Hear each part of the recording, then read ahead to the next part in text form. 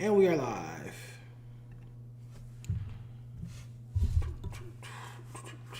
We are live. Let me check the levels on my mic. Hold on. Test. All right, I'm in the game. What's the deal? What's going on, man?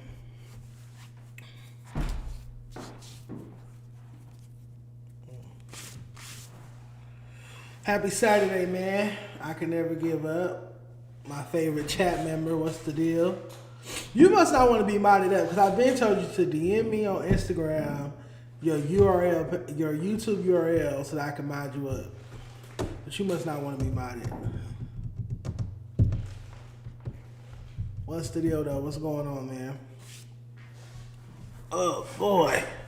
I need to get me a more comfortable chair. I might give this chair to Bo or Tam and get me a new one. I need something sturdy. Smoking gray bud, drinking beer, watching basketball all day. Okay, happy Saturday. I'm drinking a beer too with an IPA.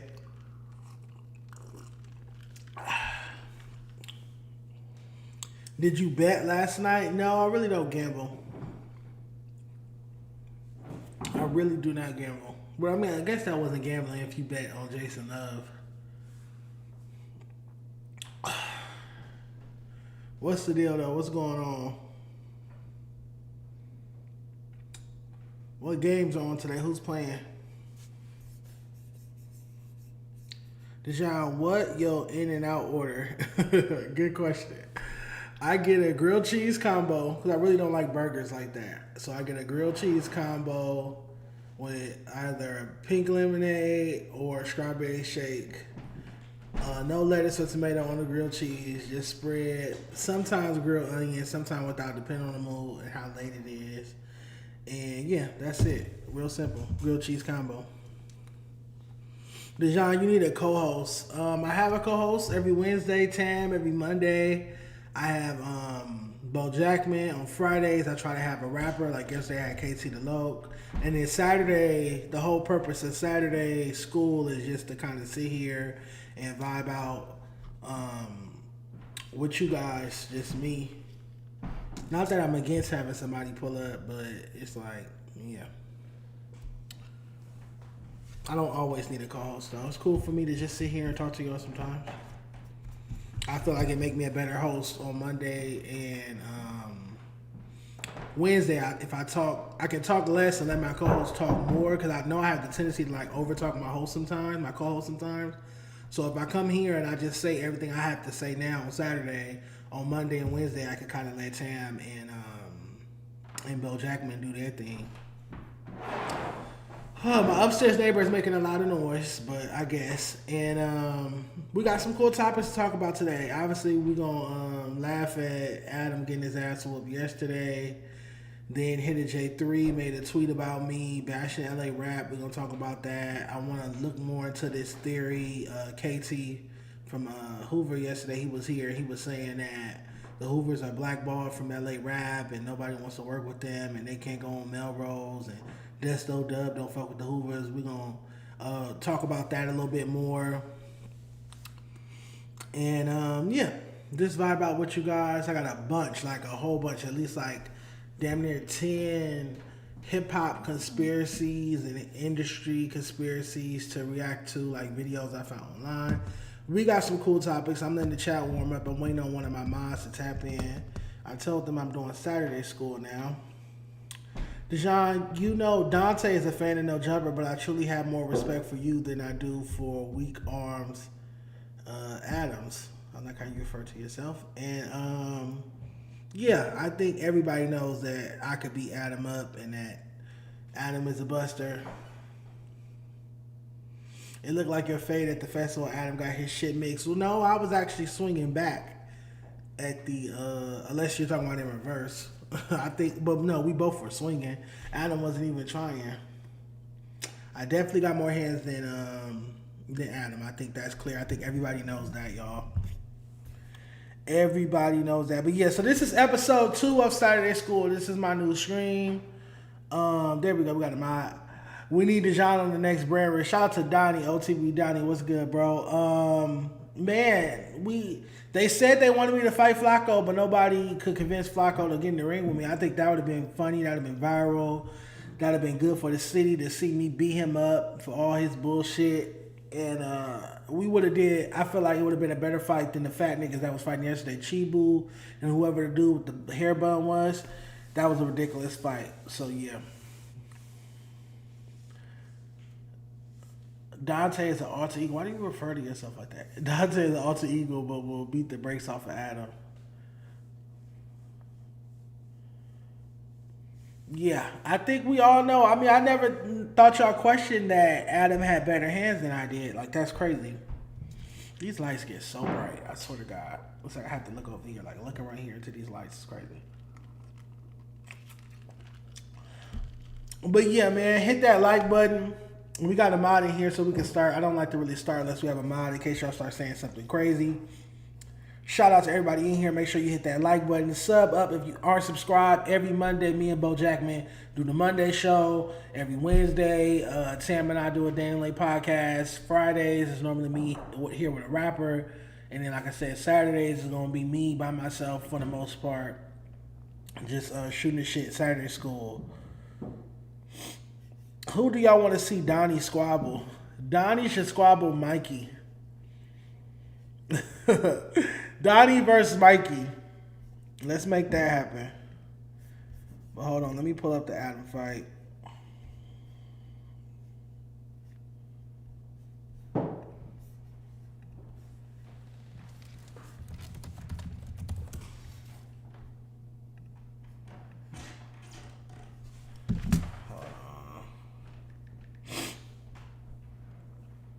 That shit is funny.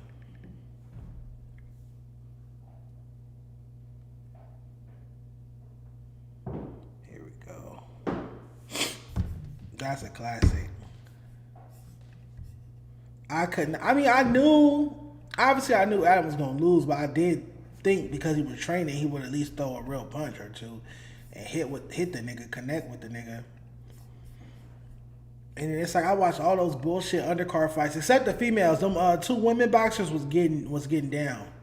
Those two women boxers was really doing their thing. But outside of that, it's like I sat through all those undercard fights to see Adam throw one punch. Like that was bullshit. Even Adin Ross was like, Adam kind of ruined the night.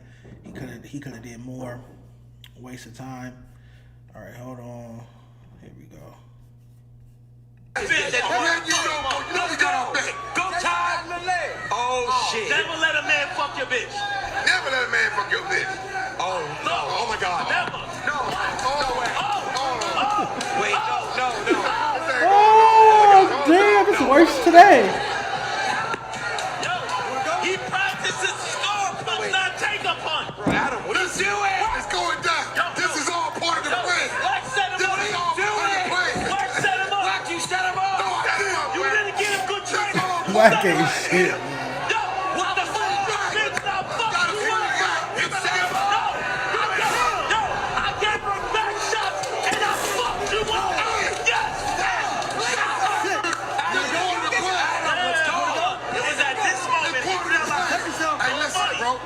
Listen, bro, that's my favorite part. Hey, listen, bro.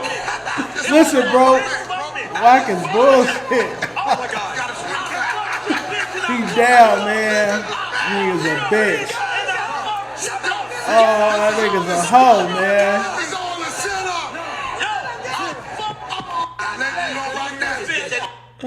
Hey, y'all. We gonna watch that one more time. It's funnier today than it was yesterday. No, it was funnier yesterday. It looked worse today. I guess I was laughing so hard watching it for the first time, pause. Like, I didn't pay attention to how bad the ass whooping really was. I just saw Adam losing. Sitting here watching this, I'm like, damn, Adam got his ass beat. Let's watch it one more time. You know we got our back. Go tie. Oh shit. Never let a man fuck your bitch. Never let a man fuck your bitch. Oh my God. Never. Oh shit! Oh, that's a classic. That's a classic. He practices score punch, not take a punch. Bro, Adam, what are you doing? It's going down. This is all part of the plan. Black set him up. This is all part of the plan.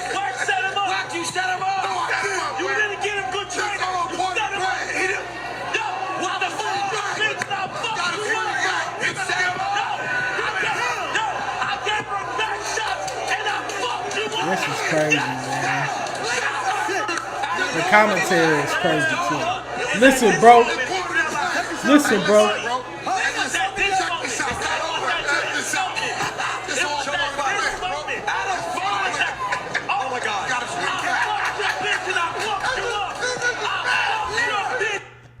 Oh man. Wax saying, listen, bro. Listen, bro. Hey, listen. It's all part of the plan. Shut your ass up. That nigga got dog walked. So yeah, what does this mean for Adam? What do you guys think this means for Adam? Obviously, he got paid to do this, but to me, it's like anytime he tries to go at somebody from the city, beef with another gang member, another podcaster, all they got to do is bring up this clip of him getting his ass whooped, right? And flinching and covering his head and those type of things. What do you guys think this means for Adam shit-talking career moving forward? Man, Lena watching an embarrassment. Adam's homie did say Adam was going to be this bad. Okay, I thought he was going to throw a punch. Nobody deserves this more than Adam. Yeah, this is true. This is true. I just think that, bro, you can't talk no more shit. And again, I don't hate Adam. I do not hate Adam, but he can't talk no more shit to nobody. It's like, you a weenie. You a buster. Like, bro, you was in there covering your head like this and running. You was running from the nigga and turning away. And you can't be Big 22. Ain't no more Big 22. That's Little 22. Ain't no more Big 22, all that gangster talk. I don't want to hear no more diss records. I don't want to hear you disrespecting 4 extras. I don't want to hear you disrespecting T-Rel and them. I've never even seen them do that type of shit now. Not that I've ever seen any of them fight outside of Booty on the Ground AD. But still, I don't want to hear you talking shit about T-Rel moving forward. I don't want to hear you talking shit about 4 extras moving forward. Shit, the only person we seen you turn up on was a blind guy, was Munchie B. Stop fucking touching me. And you kicked his chair, then you turned around and apologized for that. So it's like, damn, Adam. It's like you're not scrawny, you're not little, you feel me? You're like a sizable white dude. You feel me? Like you do the shaving head thing, you look pretty kind of intimidating to some people. So I don't understand why you in the boxing ring running, like just get hit. It'd have been different if he was just there getting hit and Jason got the better of him and won. We all knew that was going to happen. I definitely did not see Adam ducking, curling up, doing all of that shit. I did not see that. Running away. I didn't see all of that. 7, what's the deal, Mom? 7 in the chat. Orange hearts in the chat or I'm gone. Palm trees in the chat or I'm gone. Adam is 6'4", 240 pounds. Big for nothing. That's crazy. 7 says soft batch. Yeah, this is embarrassing, Adam. You embarrassed the no jumper universe. The entire no jumper universe is embarrassed. We knew he was gonna lose, but I did not know he was gonna go in the ring and become a hoe and become a buster, become a mark. I did not see that coming. I'm disappointed. He talked all that shit about 4 extras. He talked all that shit about T-Rel. And then we see you get in the ring with a nigga that was banging your wife and you can't even put your dukes up and throw a good one. Throw a good one. Throw a good one. You feel me? Block, throw. Block, throw. You feel me? We can't even get one of those. I don't know. I don't know. Straight buster, man. It's sad. It's a sad day. I went back and watched the no jumper stream. And all the hosts that was gathering around the table, and there was so many, they tried to play it off, but I could see the disgust in their faces. I could see their disappointment. Even Taya Third made a video saying that he's going to Fig Munity. Taya Third said he's leaving No Jumper, he's going to Fig Munity because who wants to work for somebody that talks all that shit, pops all this big shit, and then get to the ring and is scared to get hit? What part of your 3-week training, on what day did they teach you how to get punched? They must have skipped that altogether. Part of boxing, part of fighting, because I'm not a boxing expert, part of fighting is getting hit, right? Like you can't be afraid to get hit. Even when I had my fight, like, yeah, my lip was busted. My lip was so busted because I wasn't afraid to get in the paint and get hit. Otherwise, how would I get my hits off? I don't have the longest wingspan. I don't have the most reach on a nigga. If I'm fighting a nigga, I gotta get up on him. I can't do the distance fight. So I can't, me personally, I can't afford to be afraid to get hit. If I'm afraid in a fight, I'm gonna lose. If I'm afraid in a fight, I'm gonna lose because I don't have the bandwidth, I don't have the wingspan, the arm length to really stay back from a nigga and hit him without him hitting me. The only way I can win a fight is if I accept the hits he's throwing my way, eat the hits, pause, and then tear him up with hits. That's the only way I could possibly win a fight. That's the only way I've won the fights I've won throughout my life, throughout childhood, in high school, XYZ. Every fight I had, I've got hit. I've never had a fight where I didn't get hit. Nobody connected with me. I don't have some super long wingspan. So, to me, it's not a big deal.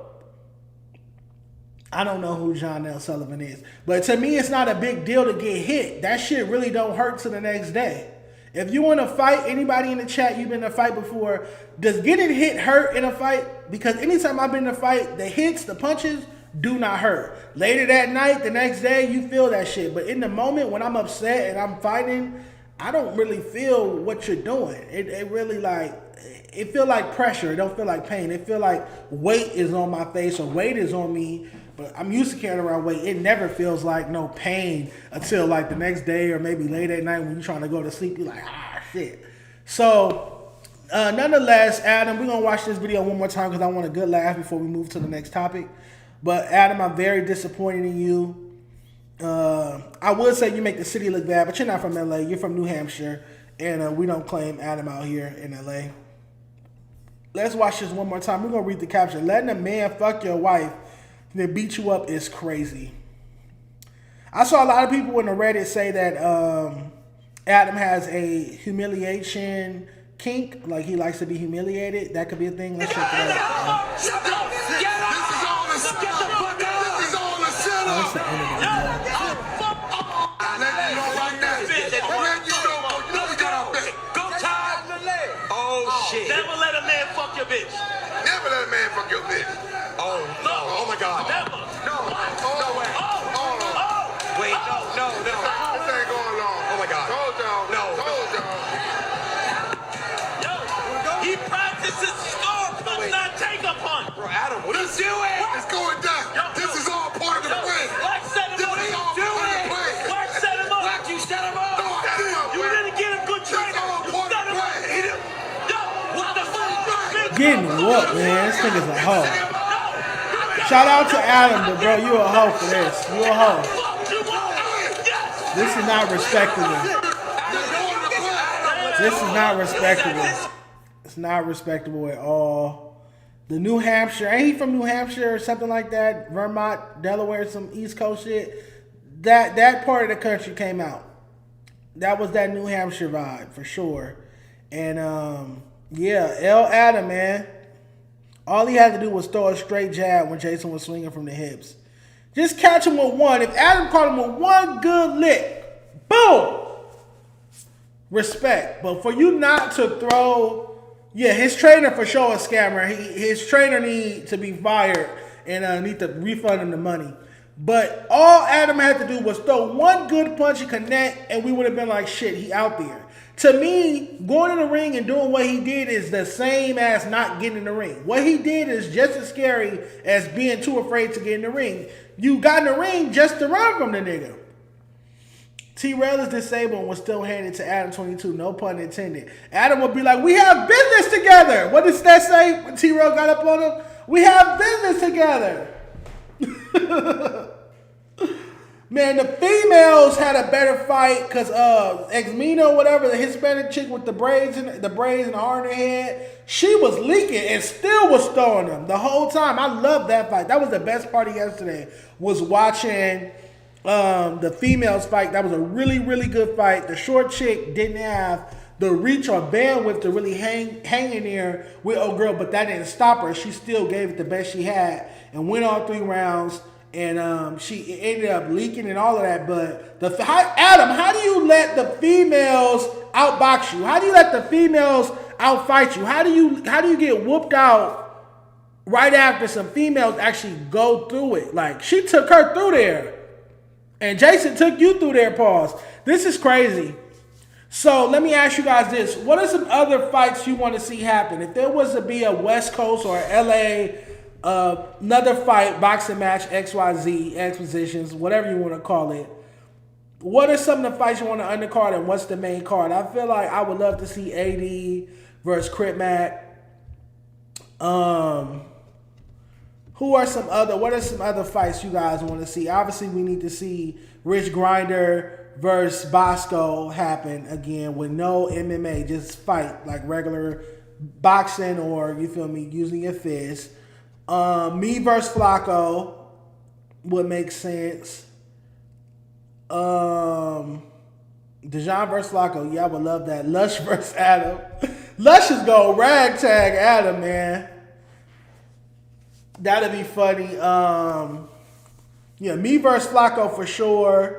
Brandon versus what's the guy who we pulled up on? What's the name of the dude that Brandon pulled up on in the garage in makeshift dojo? What's that place?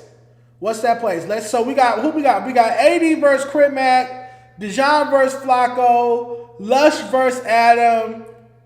No, 4 extras versus Adam. Which is easy for 4 extras. Who else we got? Messiah and Tiny. Tiny's an easy win. Anybody could whoop Tiny out. Flacco gonna call the police on me if I beat him up. Almighty Suspect versus Frosty. Now that's a good one. We need Almighty Suspect versus Frosty. Are y'all writing this down? Can we put together this card? AD versus Crip Mac. Dejon versus Flacco. 4 extras versus Adam. Almighty Suspect versus Frosty. Brandon versus the dude. What's the name of the dude Brandon pulled up on? Step versus Kev.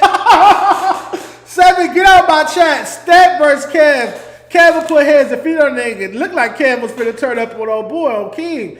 Viral Wayne King. Mr. Viral King. He already chin checked him and King didn't do nothing about it. That'd be good. That's a good card right there. That's not a bad card. I will add Ralphie the Plug versus Rimble. And then who we got for Whack? We need somebody for Whack 100. Who is going to fight Whack 100? Like 600? Or who would fight? Who would be the fave for Whack 100? It should be Munchie B. Munchie B versus Whack. What's the budget for this card? We need to figure that out. Look, King Palm is going to sponsor it. I'm going to hit the owner of King Palm. We have a close relationship. He's a sponsor of the Report Card. Well, King Palm is a sponsor of the Report Card. I'm going to hit the owner of King Palm and put together this LA fight card. We're going to get Whack versus Munchie B. Dejon versus Flacco. Adam versus 4 extra. Step versus Kev. Who else did we say? Suspect versus Frosty. Jaleese versus Tam. Jaleese versus Tam. Sporty Face calling out. Okay, Sporty Face versus Whack. That's another good one because, you know, Munchie situation. Sporty Face versus Whack. Release Big U on work permit versus Whack. Hell no, y'all stupid. Y'all stupid for that. Gumby versus Whack. Jaleese versus Tam. I don't know who else to put Jaleese against because, you know, Tam not that type of girl. Who else do you put against Jaleese versus Stutter Girl? Oh, shit. Whack versus Jefe. That's a good card. That's a good card. Whack versus Jefe is a good card. Jefe don't care about nothing more what the check say. He pulled up with the alter egos on the short. Social media. He's sponsored by social media. Jaleese. Ralphie got squabbles, I heard. Yeah, I heard Ralphie do got squabbles. They said he was in when he was locked down. He was locked up. They said he had hands. Ralphie versus Rimble. They've been going back and forth too long. I'm tired of seeing all the little caddy back and forth. Them niggas need to link up and squabble. Can we be nice to Adam? Is Adam nice to us? If this happened to anybody else in this space in LA podcasting, Adam will be sitting at his desk or at No Jump reclining them as we speak. So we just returning that energy. Whack will never box unless it was against someone considerably smaller than him. Who the fuck on earth is considerably smaller than Whack 100? Bo Jackman? Hellcat versus Bo Jackman. That's another one. I like this. We got some good ones. So we got let's round it up. We got AD versus Crip Mac. We got Adam versus 4 Extra. We got me versus Flacco. We got Jalise versus Tab. We got Mr. Viral versus Key. We got Stet versus Kev. We got Frosty versus Suspect. We got Ralphie versus Rimble. Who else will be on this card? Did I leave anybody out? And Hefe versus Whack. Damn, I feel Hellcat versus Bo Jackman. I feel like I'm leaving. Who's Lush gonna fight? T-Rail versus Big Deal. T-Rail versus Big Deal, man. I like that. I like that a lot. Who else we got, man? Who else could be a part of this fight? Oh, Donnie versus Mikey. Donnie versus Mikey. Tayef Third versus who? Who would Tayef Third have to fight? Oh, we got Rich Trapper versus Bosco. They need a rematch.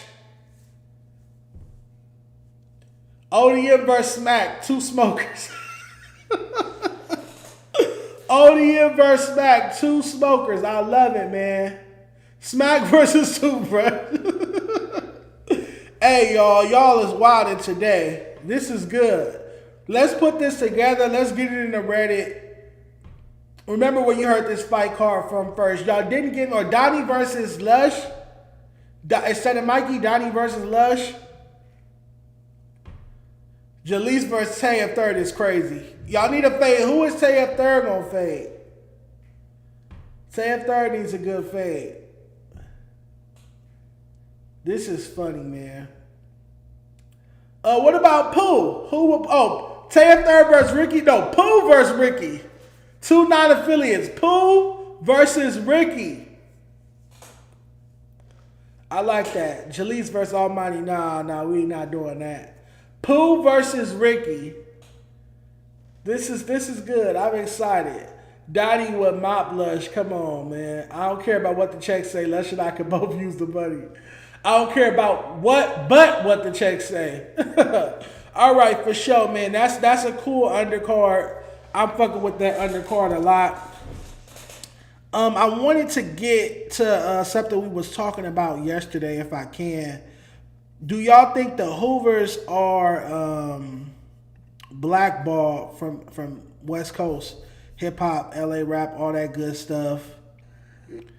I had an artist named KT DeLoke. He's been on the show before. He pulled up yesterday, and he said that the Hoovers are being blackballed from LA. Do you guys agree? Let's hear him out. Yeah, man. Shout out Hope, man. These niggas weird. They don't fuck with the set like that, bro.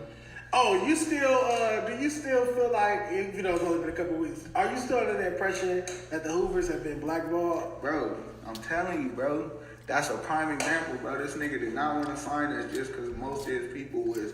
You talking about DJ Flip? Or the Mexicans that affiliate with neighborhoods. Most of the Hispanics right now that's popping, Lefty Gunplay, all them, they got songs with all 40s, you feel me, all 36, all them niggas. They ain't got not one song with the set. Not one nigga. You feel me? Not one Lefty Gunplay reached out to a Mad Ass Trade Soldier, to a Poe, you feel me, to nobody from the set. So it just be like, nigga, what is y'all on? KT is a firm believer that the Hoovers have been blackballed from LA rap, that nobody wants to elevate them. Which Hoover rapper got a artist on their song really, other than the Baby Stones? Other than, you get what I'm saying? Other than somebody that's... Kendrick gave y'all the biggest alley-oop ever. He put Young Threat, the biggest West Coast rapper, shout out Kendrick. put Young Threat on a song, and look what he did. He didn't do nothing with it. He went to jail. He went to jail a year after that shit. Come stop playing. He went to jail a whole year after the answer changed. My nigga Threat was popping though. Anything not by himself. It's just no other artists would like really do a feature. I hear people say artists. With no other artists put. So like if he drops something by himself, he got to drop with the homies. Look, if Kendrick put me on his album, and 12 months later I don't have a hit record, even in the city, I'm not even talking about a national hit record. If I don't have a song that the whole city is singing word for word, that's on me. Yeah. The biggest rapper in the world gave you a But y'all can't go off that one person. You know how many Hoover niggas it is, bro? It's like, bro, they give all the neighborhoods a shot, bro. From Player Ways, from GT Money, from all them niggas. They giving all them niggas shots. G Money, giving them niggas cough syrup, giving them niggas, you feel me, outfit. Yeah, man. Shout out Vogue, man. These niggas be weird. They don't fucking. All right. So that was KT the Low. He's from 94 Hoover. He's been on the show a couple times. I went over and fucked with his podcast. What's y'all take on what he said? Do y'all believe him or is it cap? Are the Hoovers being blackballed from LA rap? Are the Hoovers not getting their shine, not getting their respect? Do people not want to work with them? Dejon, correct me if I'm wrong, but Hoovers aren't Crips or Blood. I believe there are Hoover Crips, but there also are Hoovers that go by Crims, which stand for criminals, I'm assuming. I don't know. Yo, no, I'm not no gang expert, man. I'm just talking about, he's saying that Hoover Rappers, this isn't, I mean, it's gang related, but it's really, I'm focusing on the music aspect.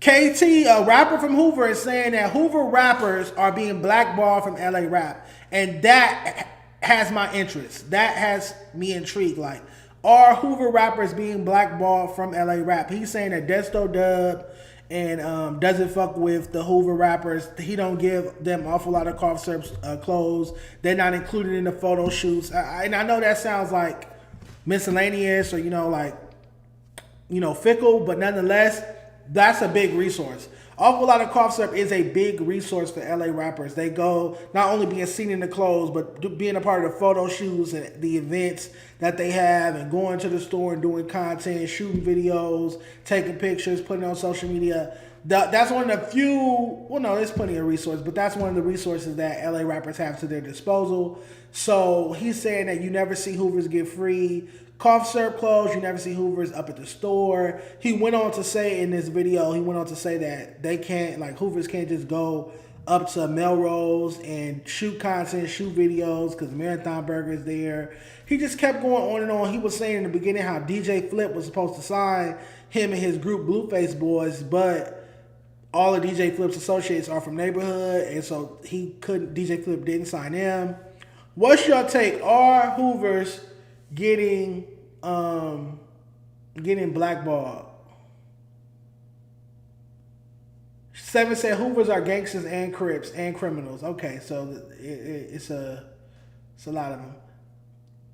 And I be yelling out gang gang. Do you bang bang? Dottie's stupid. Yeah, man. So in all honesty, I feel like it's really the music and the artist that's coming out that section. Every time I hear music from a Hoover nigga, within the first 2 bars of the song, he's talking about how he from Hoover. And he dissing hoods and he talking about Hoover this, Hoover that, on groove, on verse. And it's like, bro, we know you from Hoover. Talk about something else. I feel like the music don't be good. They put too much of their gang shit in their music. It's a lot of dissing. I just feel like they be extra out. And I just feel like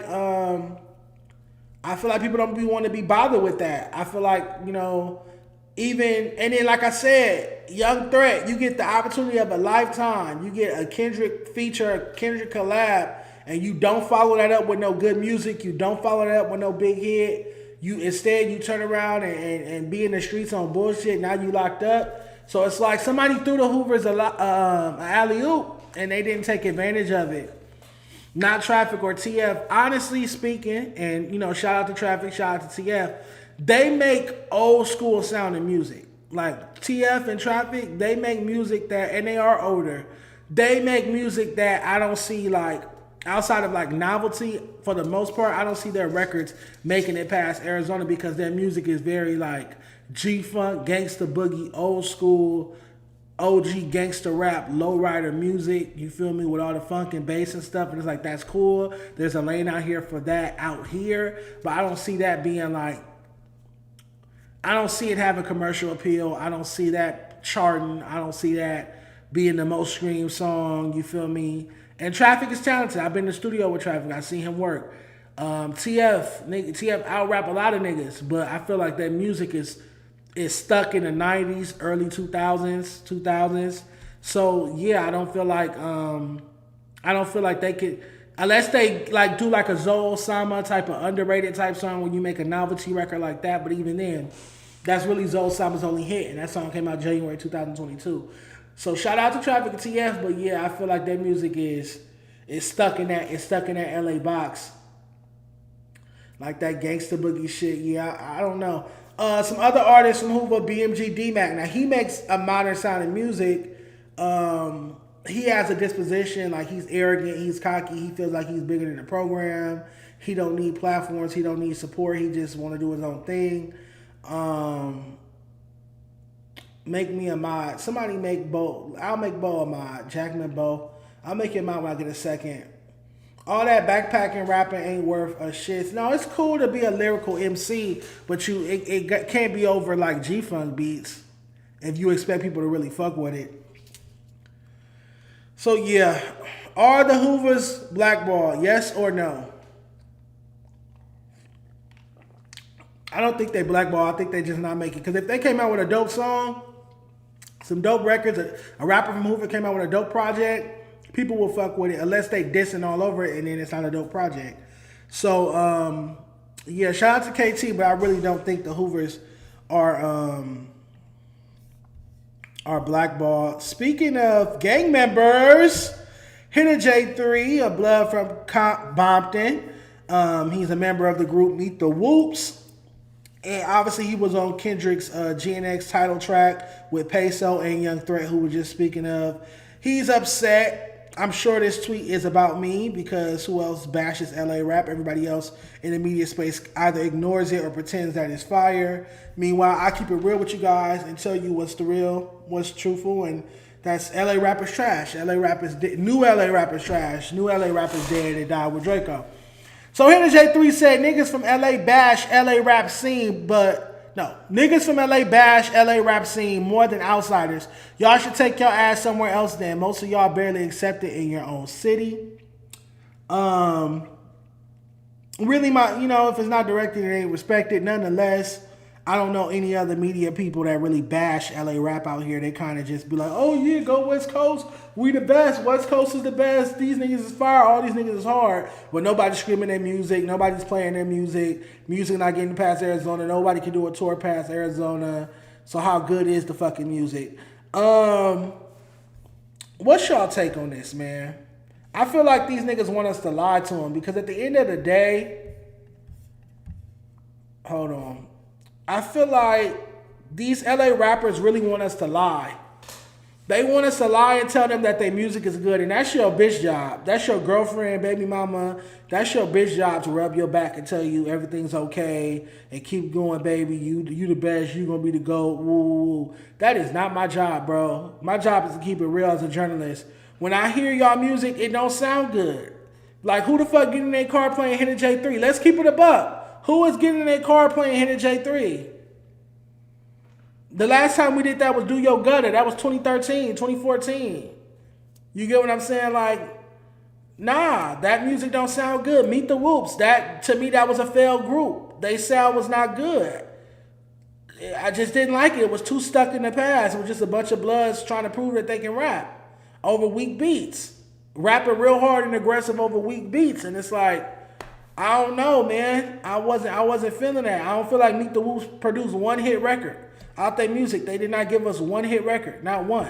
I'm not even talking about national hit. I'm talking about they didn't give us one like local hit. And I felt like when they was featured on Gang Gang, nobody is talking about their parts. People like the hook of that song, and that's in Chef Boy little first verse. That's it. Nobody cares about their feature. You get what I'm saying? Like I just feel like I don't know. I don't know. I feel like I wish these type of tweets came from niggas that make good music. That's when I'll take these type of tweets seriously. When a LA rapper with some, if Big Sad tweeted this, then I would feel away. You get what I'm saying? Like somebody like that. But when you got rappers that we like, chat, am I tripping? Like, do y'all listen to Hitta J3? Do y'all ride around in your cars listening to Hitta J3? I'd have no clue who TF is if it wasn't for Apollo. I'm not hating either. TF is cool. I just wouldn't know, bro, if it wasn't for Apollo. I think that's fair to say. Let's be honest. Joe Moses had the biggest fumble in LA history by having Future feature and making a gang song. I always say that, Broad Day Shooter. He should have put Future on a club record or something like that. Gang Gang is a terrible song. It ain't terrible, but it ain't all it's getting hyped up to be, and it came and went. So, yeah, I don't know, Hitta J3. I feel like at the end of the day, bro, you can't trip on me. Let me pull up the tweet one more time. Hitta J3 made a tweet, and it says, I just don't understand this disposition. Like, bro, your music's not good. Respectfully. Niggas from LA bash LA rap scene more than outsiders. Y'all should take y'all ass somewhere else. Then most of y'all barely accepted in your own city. And it's like I said, if Big Sad tweeted this, I would feel away. You feel me? If a nigga that's on one of these LA rappers that's really like popping, making some noise, making songs that we actually like, said this, I would feel away. But it's like niggas that don't have no songs that we playing, no songs in rotation. You're not hearing them in nobody's car. You're not hearing them at nobody's event. You're not hearing them on nobody's radio. Like niggas that's just like niggas that the chat couldn't name 3 songs by you. I don't know. I don't know, man. I feel like y'all just want us to lie to y'all. And like I say every time, I get why other platforms don't talk about LA rap. I get why other platforms across the country ignore y'all and don't pay y'all attention. Because the music is bad, but y'all want us to get on this internet and tell y'all it's good. I'm not going to sit here and say Hitta J3 music is good. I'm not going to sit here and say Meet the Whoops music was good. When Meet the Whoops came out at the pop-out, wearing Pendletons and had all the red rags and old niggas on stage and performed lowrider music, I was like, y'all got 10 plus million people watching right now, and that's what y'all want to present to the people? That's what y'all want to present to America, to the world? Y'all want to present that y'all still doing the same shit niggas was, Damu Riders was doing 10, 20, 30 years ago? Y'all want to do the same shit? Y'all want to dress and sound exactly how niggas was sounding in the 90s and early 2000s? And then wonder why after that didn't nothing change? Because y'all didn't change. Y'all doing the same shit our uncles and grandfathers was doing in the 80s and 90s. Rapping just like that, dressing just like that, talking about the same shit, modern the beat up a little bit, but the beat pretty much the same shit in the same, just not as good. And then you want us to tell you it's good. Y'all just want me to lie. I might do a week of lying. I might do a whole week where I get on here and just lie and tell all these LA rappers they shit is fire. And I'm going to see if it make a difference. I'm going to see if that encourages me. Sitting here lying, telling you Meet the Whoops and Hitta J3 make good music, I don't know. And nothing against the brother. It's not personal. I want him to make good music. I want him to put out music that's good. But I feel like if anybody else, not anybody else, I feel like if another rapper was featured on GNX and had that spot, not only would that song sound better, but they would have did more with the opportunity. You featured on GNX. Where's your hit record? So GNX came out late 2024. So it's been a year and some change. Where is Hitta J3's next record? Okay. Where are any of them niggas' next record? Like, what are we talking about? Honestly, what are we really talking about? LA Rap died with Draco. I agree. LA Rap died with Draco. Since Draco passed, I haven't heard a classic project from an LA rapper. The best thing I've heard since Draco passed is Big Sad, 1937 South Corner Street with Midnight in Hawaii. That's the best thing I've heard. I have not heard a bona fide classic project since Draco died. And I just want these LA rappers to shut the fuck up. Stop complaining about us not liking your music. Go make music that we like. Nobody's paying us to say bad things about your music. That's just how we feel. If it was good, we would say it's good, right? It's not good. It's not good. Am I tripping, chat? Do y'all listen to Hitta J3? Do y'all know the Hitta J3 records? What's your favorite Hitta J3 song, chat? Mexicans run LA rap. Bo, get the fuck out my chat. J3 was super replaceable, easy worst feature. Has Hitta had a big single just on the streets at least? Not since Do Your Gun in 2013. I was in high school in 2013. I'm 30. Come on, y'all. I don't know. I can't call it. Y'all. I can't call it. Hitta J3, that's a no-go for me. That's just a real no-go for me. I'm going to pass on that one. I'm going to definitely have to pass. I never heard of J3, honestly. Hitta J3 is the guy who's featured on GNX. He's a blood from Bompton. He's a part of a group from Bompton called Meet the Whoops. And they're affiliated with Kendrick for many reasons. And he's on GNX. That's what he's best known for. He's known for being on GNX and always tweeting about Kendrick. He beefs with some dudes, Ice from Joe Budden podcast, who's always talking shit about him. And because Ice called it out. Ice was like, look, we get that you was featured on GNX, but you don't have to always, like, that's your only claim to fame. You don't always have to talk about Kendrick. Where's your music? Like, where's your hit? In Hitta J3's defense, he said him and Meet the Whoops have a project coming with Hit Boy soon. We see how that went for Blue Bus Clan. Them doing a project with Hit Boy damn near killed their careers and made them fall off. So, I don't know. I don't know any Hitta J3 songs. Can't name one. Never heard of J3 before Kendrick.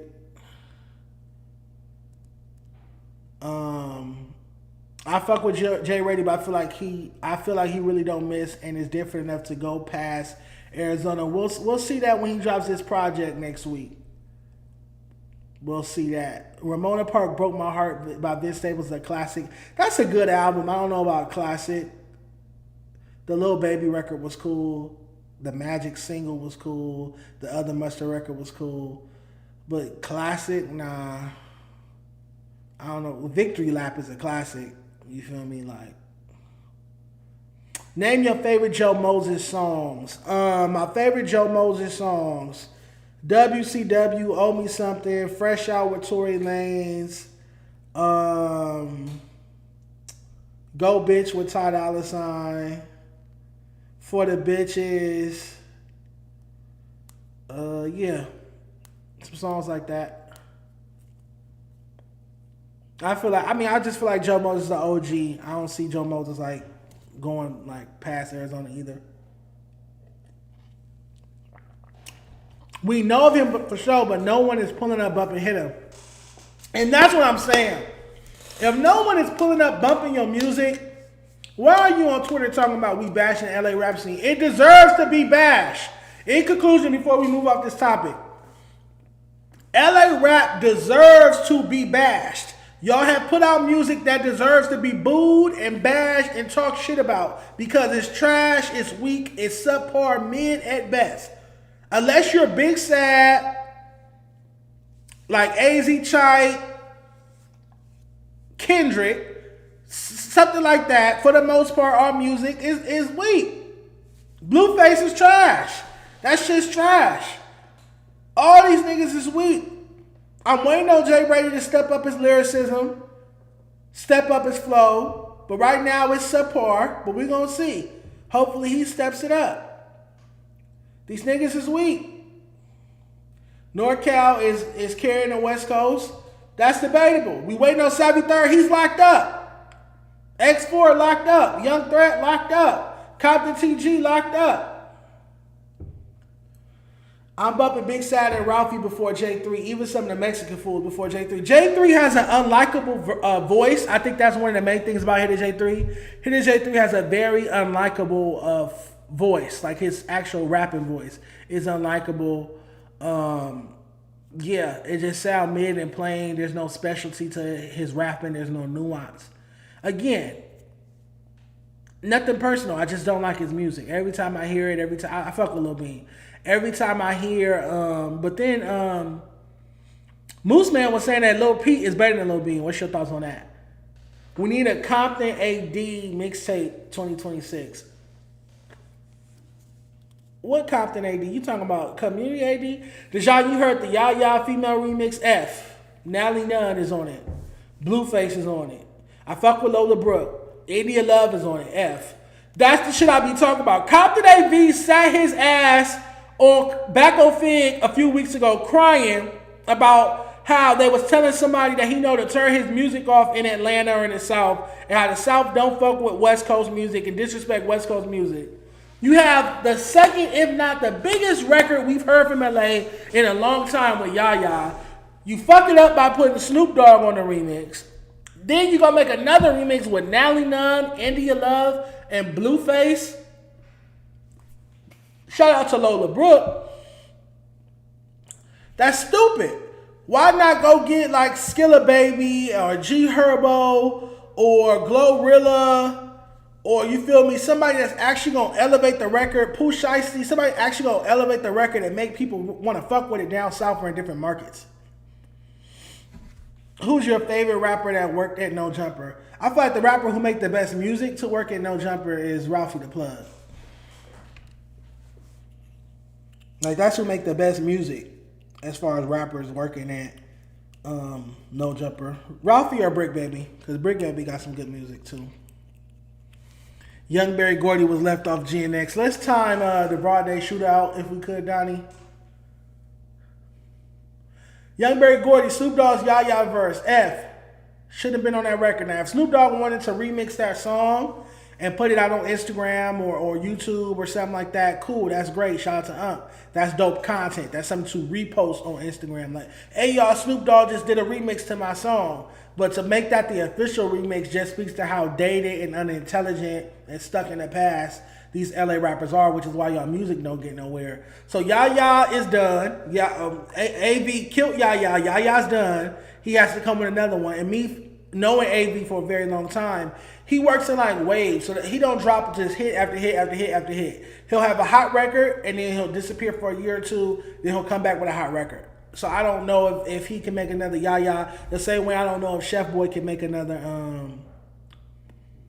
Gang Gang. Matter of fact, let me play it for y'all. Let me play y'all the Chef Boy Tuski Snoop Dogg record if I can. If you guys don't mind me. I know you guys tired of me talking about LA rap, but y'all know I'm passionate about it. And it gets my blood pressure up.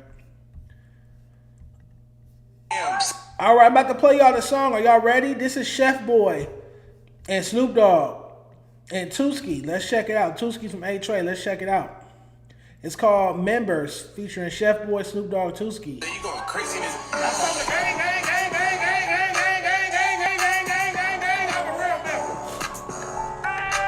LA rappers love the gangbang. Yeah. Gangbang. Chuck your hood up.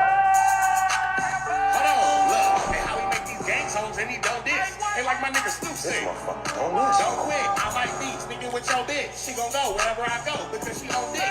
Damn, so you listen one more time. How many times can you say gang?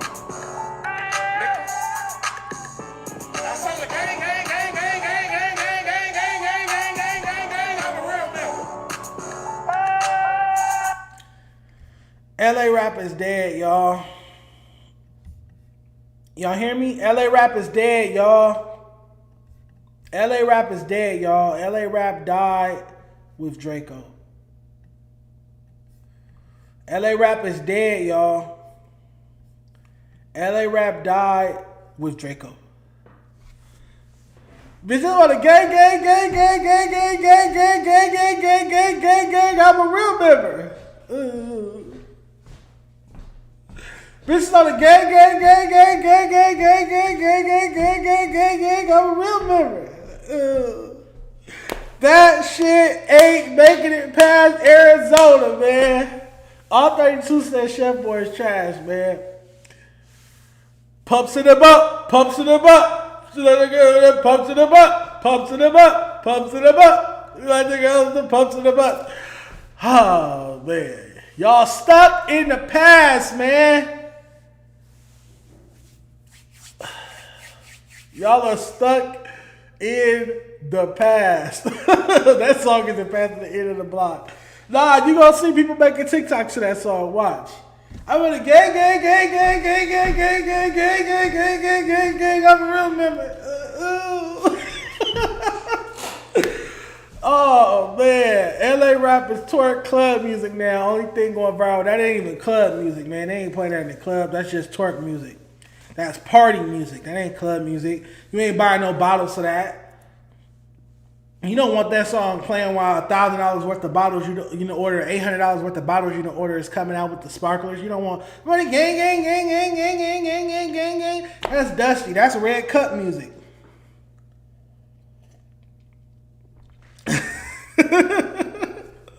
Hey man, I can't call it. LA rap is dead. LA rap died with Draco. These niggas are sending me the most bullshit music. Let me play the other one. This is another one I want to play from a female. I played it yesterday, but y'all probably don't remember. This is Spake Nitty James' sister. He got a sister that's a rapper named Dej Dalla.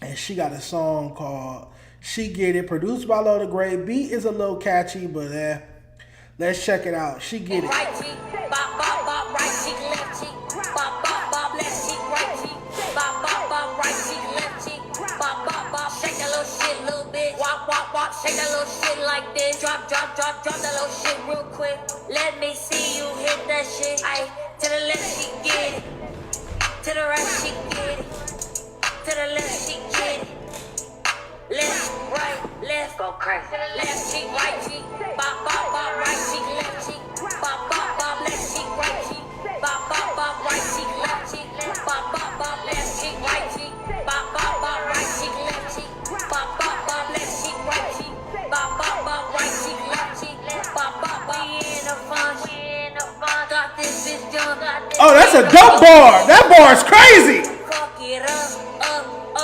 The bars.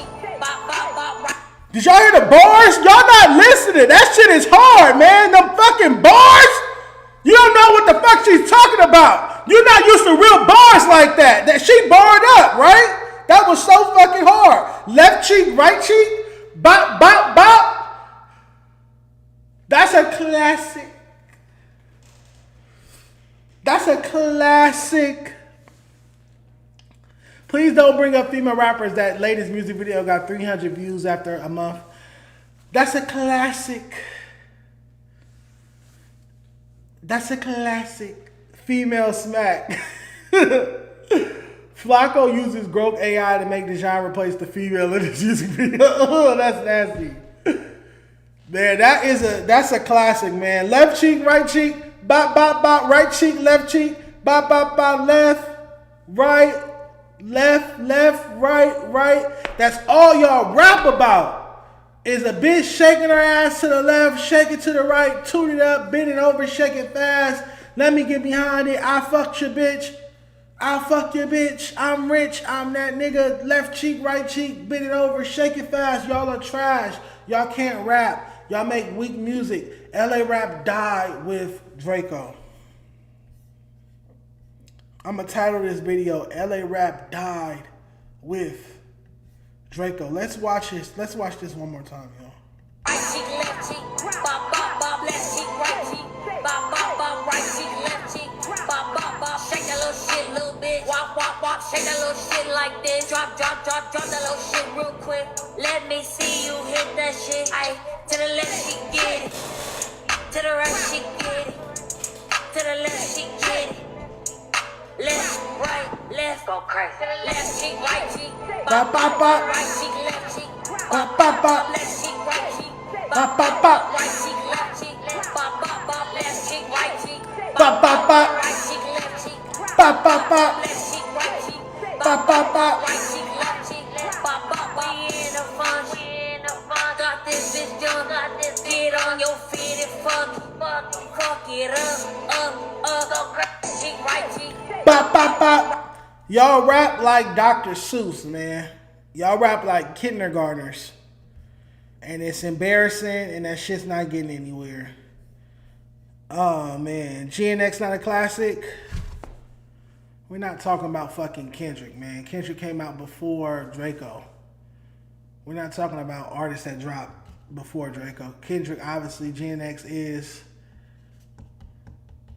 a semi-classic in the classic conversation because of the beef with Drake. I think the story around GNX, is GNX classic music? No. I think the story around GNX, I think GNX is a classic moment. Let's have that conversation. I don't think GNX is a classic album. I think GNX is a classic moment. I think people are going to always remember that moment where Kendrick got the victory over Drake had a number one record on the pop charts, then dropped this West Coast album where he puts all these new LA rappers together on an album. To what avail, I don't know, but he still did it. It still looked good. It still sounded good. I don't know if I'm getting in my car and cutting on Peekaboo or TV Off, you know, right now, or Luther. I don't know if I'm getting my car and cutting that on right now, a year and some change later. I feel like it's played out. Do classics get played out?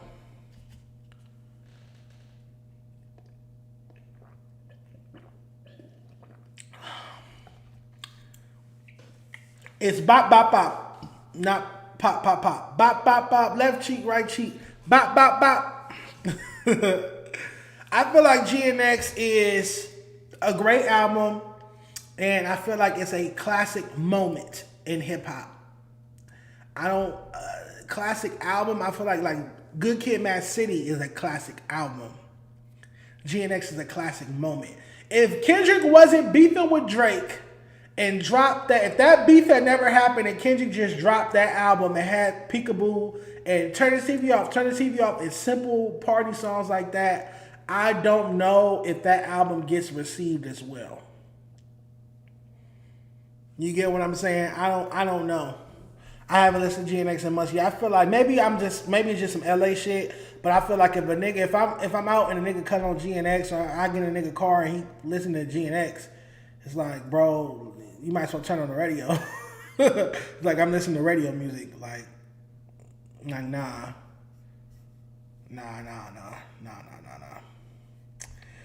Yeah, y'all, that was my LA rap tangent. I do have some other hip hop topics. We're gonna get out of LA. We're just gonna get to some hip hop shit because I don't want to keep raising my blood pressure.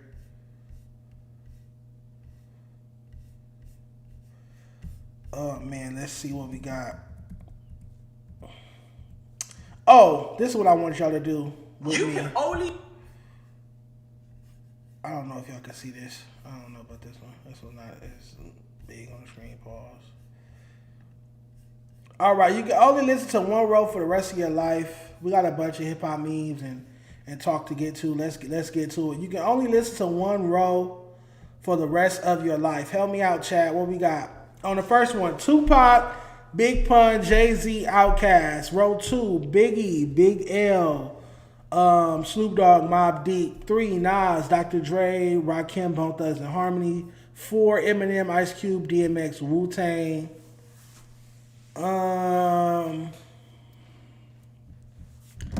Each row has somebody that I really don't care to listen to, which I guess is the challenge. Which row y'all going with? And where did my chat go? Whatever happened to Kaz? Kaz was on Dreamville. That should explain it. Can you stop ignoring me, Dejon? Why are you acting like Auntie won't save LA rap? Bo has a hard time. That's a racist joke. I won't make it. Bo, you're suspended. Get out my chat. My favorite album of all time is Dark in Hell is Hot by DMX. That's his debut album. Bo wants Auntie Spotify again. We need to check those numbers. It probably went from 14 to can you make it bigger? Sure. Let me check it out. Hold on. I'm probably gonna go with 1 because I'm a huge Tupac fan, huge Jay-Z fan. Really don't care about Big Pun's music, rest in peace, or Outkast music. Never really was an Outkast fan. Did that make it better? Which one y'all going with? I'm going with row 1. We got more to do, so just pick for me. 3, 1, 2, 3. Bop, bop, bop. Damn, it should be which column. That would be dope too. That'd probably be better, easier. But all right, I got some more. I got more. Hold on. It's a bunch of different ones I got. Hold on.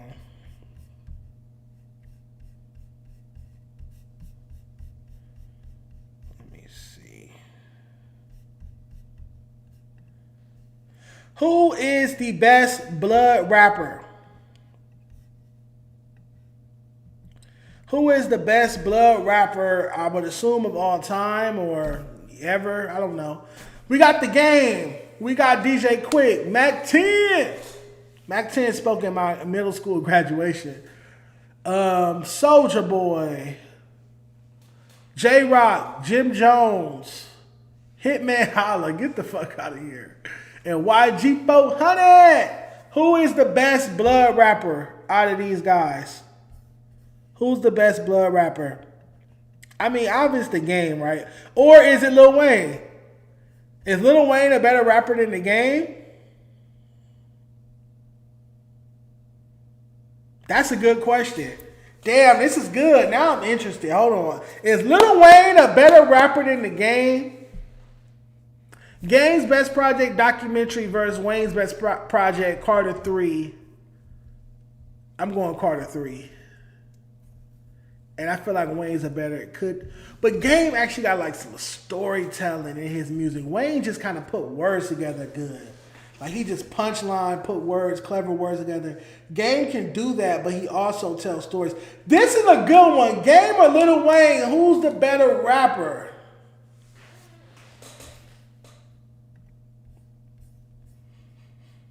All right. Bo, who's Hispanic, said YG. Scaresoul said Kendrick. YG's having a run. Shut the fuck up, Bo. No, he's not. DJ Quick. I feel like DJ Quick's the better artist. Like producer, engineer, musician. Yeah. And I mean, yeah, Quick is the name. It's a classic. Quick. Okay. Seven said Quick. Somebody said Kendrick. Damn, this is a tough one. Kendrick's not on here. But, I mean, we're not going to play stupid. Kendrick is blood affiliated. He's a blood. So, y'all saying Kendrick, even though he's not on here. I'm going to go with Wayne. I'm going to go with Wayne. Seven's going with Quick. Let me check the chat one more time. Let y'all pick. We got a bunch to go through. I got a bunch of shits like this. Game. Yeah, Game.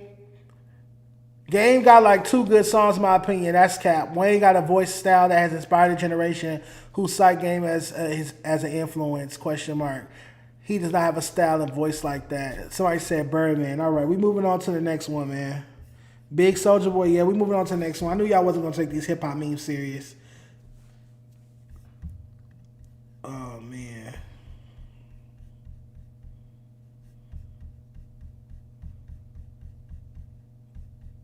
Speaking of The Game, let's check this out. Imagine being The Game. Imagine being the artist that resurrected the West. Signed to Dr. Dre's Aftermath, nobody knew what to do with you until 50 Cent stepped in. He gave you records, he brought you in the G Unit, and together you built the documentary. Platinum Plaques, Billboard #1, and for the first time since Death Row, the West Coast has a savior. But imagine clashing with the man who helped crown you. 50 demanded loyalty. And when you refused to join him in dissing his enemies, that bond shattered. I couldn't do it because I didn't have any personal beef with Fat Joe and with Nas and with Jadakiss or the Locks. And it's crazy because all them niggas is damn near cool with 50 now. And I'm the nigga that ain't. To him, you were disloyal. To you, you were independent. The fallout was immediate and brutal. You launched GU Not, flooded mixtapes with disses, and showed everybody just how bars are running, a classic, baby. And for a while, you kept winning. Doctor's Advocate, love that album. LAX, love that album. Red album too, 2010 Red album. Don't forget the lawsuit happened. Priscilla Rainey, a contestant on your VH1 dating show She's Got Game, accused you of being intoxicated during an off-camera date in 2015 and forcibly groping her in public. You denied it. Yeah, that show never showed up to court. That no-show led to a default judgment of over $7 million in damages. So I had an orthodontic surgery. Okay. Right? And I thought that would be, that would, suffice, but it didn't. Why you couldn't show up to court? court? I couldn't get on the plane to Chicago. But why couldn't you just, you're you. You could have just hired They could have just pushed it a week. Appeals failed. Courts forced you to sell your Calabasas home, and every move you've made after was chained to that debt. To protect what you had left, you put your assets in your manager's name, Black 100. The man managing you now held the keys to your career. Fast forward to today, and the cruelest irony, Wack is more of a household name than you are. The manager has outshined the artist. And no, you're not a victim. But erasing you erases history. All right, man, this is getting too sad for me. What's y'all take on what he just said, that breakdown he just gave? Bo, you will not be back Monday. Bo, you are suspended. What are you talking about? What the fuck? Bo, you're suspended for a week. Do you not understand how suspension works? That means you have to miss an episode. What the fuck? Wait, real quick, Bo, you have to miss an episode, bro. How could you be suspended and be back Monday? That means you weren't suspended. You didn't miss an episode. Bo, you will be back the Monday after next when Jay Reddy is here to talk about his new album. Doing that interview with me.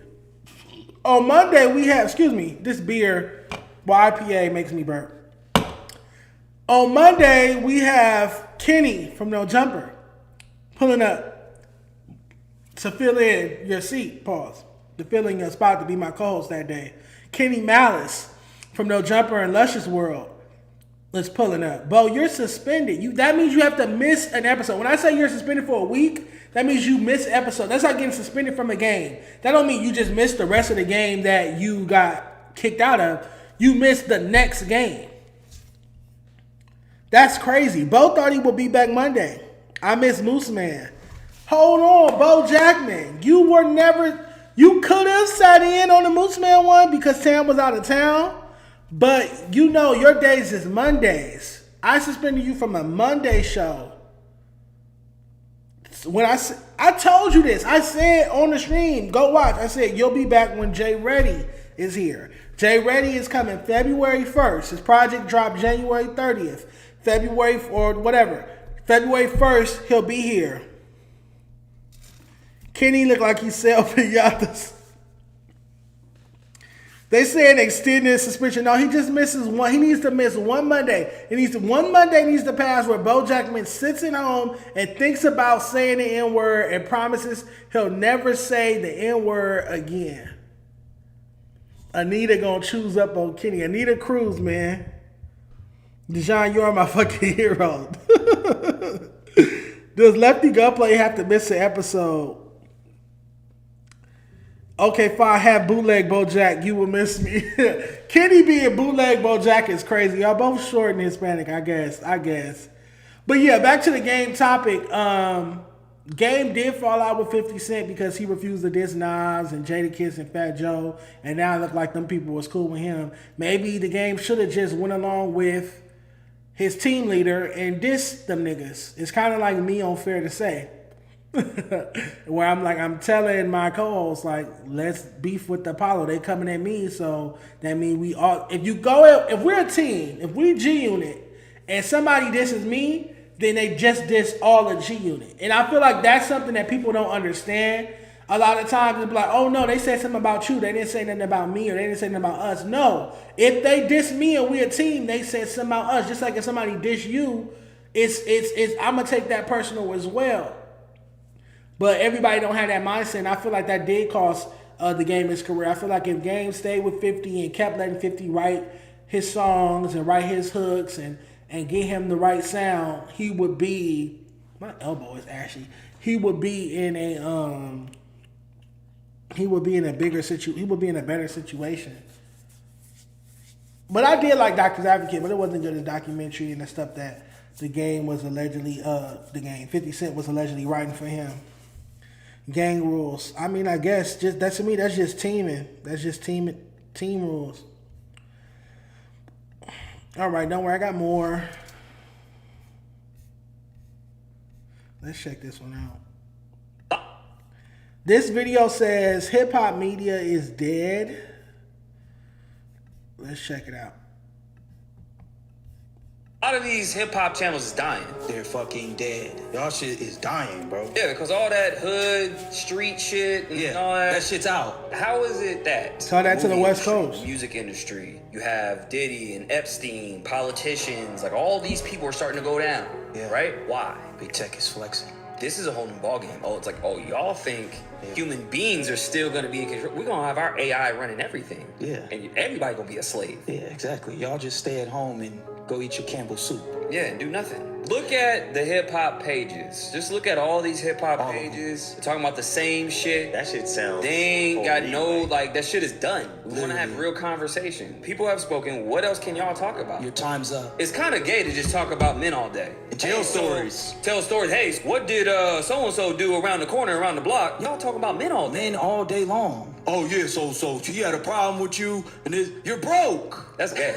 and that's gay. How about we talk about the economy? Does that affect your life? Talk about the lawmakers. How about that? Talk about the government. Let's talk about some real shit going on, like trafficking. All these people who you're talking about has kids. You guys don't worry about your kids? You can talk about music. I ain't got no this kids. shit somehow turned into gang this, gang that. It's like, bro, who jailed this, jail that? It's like, this is some CIA shit. These hip-hop pages are fucking projects. They're literal projects. And some of them may not even realize it, and some of them may be directly working with them, which I believe both two things can be true. The fact that a lot of these record labels also have stock in private prisons, that's not a mistake. So you promote this culture, then what happens is people get locked up, people start dying, and then they profit on either way. It's just sounding like an assembly line. That's what it is. Yeah, that's exactly what like, yo, man. All right, enough of that. They said some stuff I agree with, like how sitting around talking about gang members and going to prison and all that type of stuff is tired and played.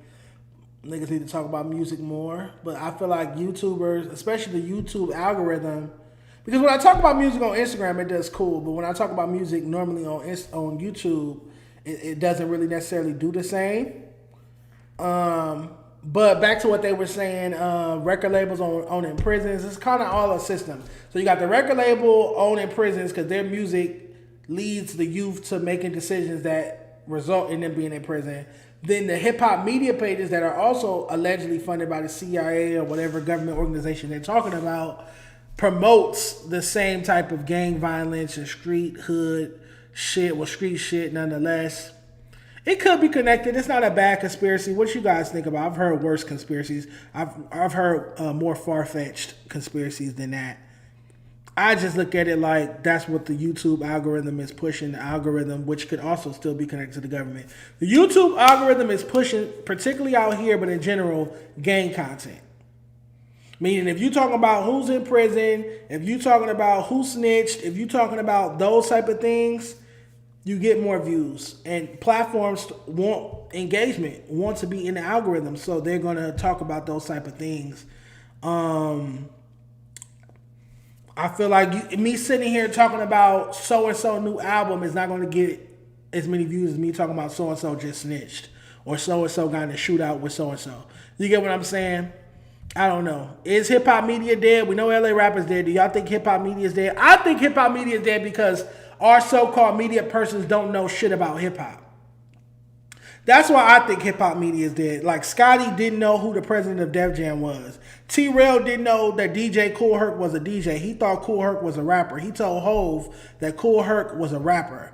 Like, Mac Wop didn't know who Melly Mel was. Mac Wop said thought Melly Mel didn't know who he was. Like, Melly Mel from Grandmaster Flash and the Furious 5. Like, that's fucking crazy. So I feel like our West Coast media people don't know shit about hip-hop. All they know is gang content and how to be homies, how to be cool, how to be supportive. Like, oh, the history hard. Come up here and talk about your music, which is cool, but it's like you don't know how to sit there and break down and analyze the music. You don't know the history of hip-hop. You don't know how to say, oh, shit, using this sample from 1980 this, or I remember this artist was going through a similar situation that you're going through. You don't know how to do that. You guys don't know about hip-hop journalism. Y'all never read Double XL. Y'all never read The Source. Y'all can't name any hip-hop journalists that wrote in any of these publications. Danielle Smith, Ken Rosario, y'all don't know their work. Y'all don't keep up with them. Y'all just don't know about hip-hop, like hip-hop journalism. So that's why I feel like hip-hop media is dead for the most part, especially on the West Coast. TDE isn't hip-hop, it's a pop label. I mean, they have pop artists, but they're still a hip-hop label. All right, hold on. Not educated in hip-hop. T-Rail's the worst because he act like he know hip-hop. T-Rail couldn't even name 5 Reason songs. Was sitting down with a TDE artist and couldn't even name 5 songs from him. But how you interviewing a nigga you can't name 5 songs from? All right. Hold on. Speaking of Melly Mel, Grandmaster Flash, let's take it back. Grandmaster Flash, Furious 5. Grandmaster Flash from the South Bronx explains the origins of hip-hop using his own experience as a DJ. He became bored with DJing conventionally, so he take the most climatic part of a song, repeat it over and over and over again. I came across this reel and I was fascinated with it. If you ever watched the Netflix series on Netflix, the series with Jaden Smith called The Get Down, it got canceled after 2 seasons. It was about the history and the origin of hip hop, but it was like a real scripted show about a group of kids growing up under the tutelage of Grandmaster Flash. But it explains the genius. Like, this guy's extraterrestrial genius. Let's check it out. In the early day, a DJ used to play a record like from start to finish, and like, you know, which I felt that kind of boring to look at or even to listen to. So what I would do is pick the most climatic part or the strongest part, the funkiest part of the record, and just continuously repeat that part over and over again and sync. This is like way before records were, I mean, even thought about being made. You know, there was no such thing as a recording artist. Look at that. Rapper on a record, so to speak, you know? What do you have on now? Well, I have on, this was a real popular record, you know, in its time, and at this point here, it still is. It's called Bob James 2, Take Me to the Mardi Gras. And I'll just try to, like, excited he is about the music. Take it apart and put it together again. Look at this genius shit. Look at the breakdown. The get down. Just taking that one part, splicing it.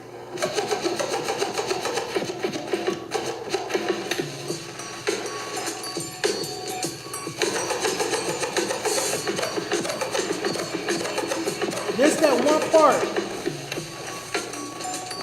The get down. It's not the whole record. Just the part. When I started getting, as they say today, get busy on the turntables, everybody would just stop dancing and just look like as if I was holding class. When my main objective was to get them out there. I mean, it took me hours to figure out the best part of the record. I master it. I make a program out of like 30 or 40 records, and I'm ready to go out there and kill them with the best part of all these 30 or 40 records, and everybody's just standing around.